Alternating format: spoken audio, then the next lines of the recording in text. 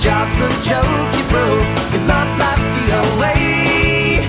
It's like you're always stuck in second gear, when it hasn't been your day, your week, your month, or even your year. But I'll be there for you when the rain starts to fall. I'll be there for you like I've been there before. I'll be there for you 'cause you're there for me too. You're still in bed at 10 and work again at 8. You burned your breakfast so far, things are going great. Your mother warned you there'd be days like these. Hello again. My partner and I were traveling in Canada when the latest battle in the long, bloody war in the Holy Land broke out. At a family gathering, my big brother quipped, "Well, that's religion for you." That hurt, particularly because there was, of course, some truth in what he said, though it's arguably not the whole story. We hear this kind of rebuke from friends, family, and in the public realm against God, against faith groups and religious individuals, including Christians, all the time. It's hard to know how to respond. In his book, Humbler Faith, Bigger God, Samuel Wells, who's the vicar of St. Martin's in the Field in London, responds to what he sees as the critical complaints against God and the protests about the church and Christians head on. The result is a powerful challenge, not just to critics of God and the church, but to Christians to understand that God is far bigger, more gracious, more loving, more present with us than we acknowledge, and that the church needs to be far humbler. He writes, "There are plenty of reasons not to be a Christian, and yet I am one. And I believe the way to become one, or to remain one, is not to ignore or dismiss the reasonable and widely held convictions that run counter to Christianity, but to work one's way through these convictions, receiving each as a gift of a critical friend, expressing gratitude for the insight and challenge they bring, being honest about where Christianity has gone wrong, and seeking a renewed, gentler, and even more dynamic faith."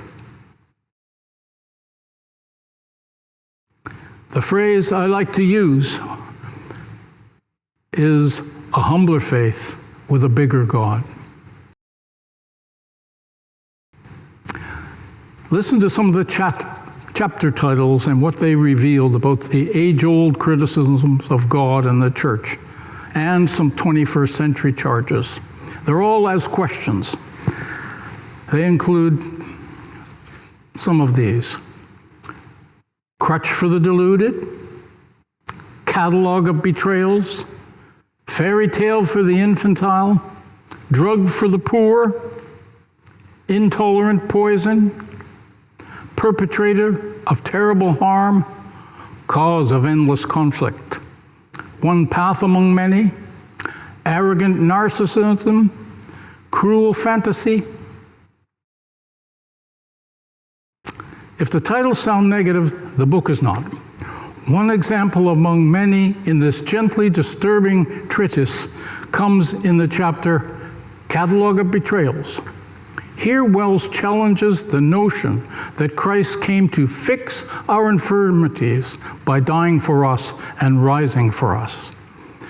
He says, "The Christ we see on the cross bears all things, believes all things, hopes all things, endures all things, and demonstrates a love that never ends. The cross is not a sacrifice that appeases God's righteous wrath or a conquest that defeats our last enemy.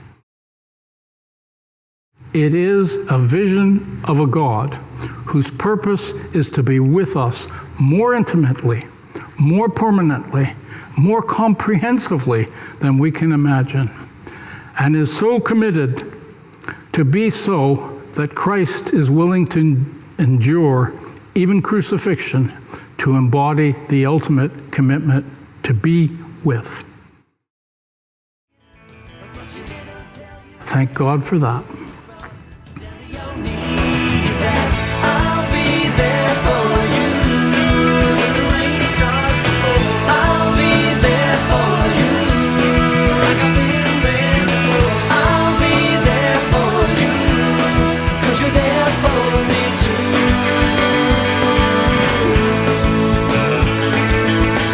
No one could ever know me, no one could ever see me.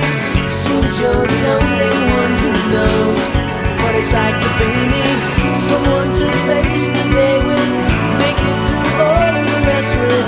Someone I'll always laugh with, even at my worst and best with you.